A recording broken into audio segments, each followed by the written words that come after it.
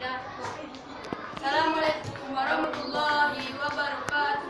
Waalaikumsalam warahmatullahi wabarakatuh. Kami akan mempresentasikan laporan percobaan rangkaian seri dan paralel.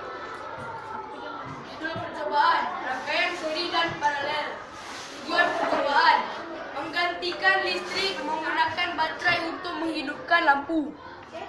Alat dan bahan. Alat, obeng, double tip, gunting, pulpen. Bahan, papan alas, baterai, kabel, lampu, fitting, saklar. Angka kerja, susun 3 baterai sejajar. Sambung kabel penjepit di ujung baterai. Sambung sisi lain kabel ke lampu.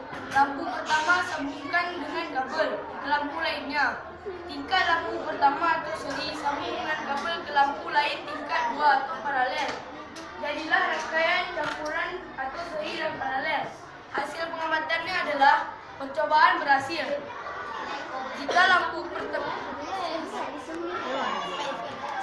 Jika lampu pertama dimatikan, maka lampu tingkat seri akan ikut mati, sedangkan lampu paralel tidak mati. Jika lampu paralel dimatikan,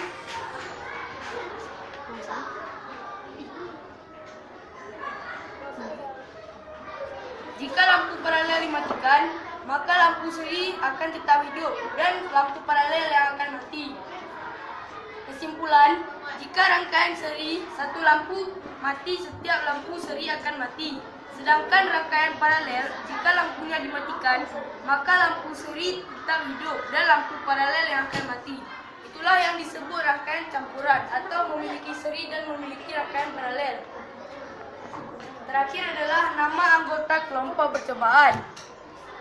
1. Ahmad Yafi, 2. Muhammad Riyad, 3. Muhammad Faiz Wira Sadana, 3. Muhammad Gaisan Ali.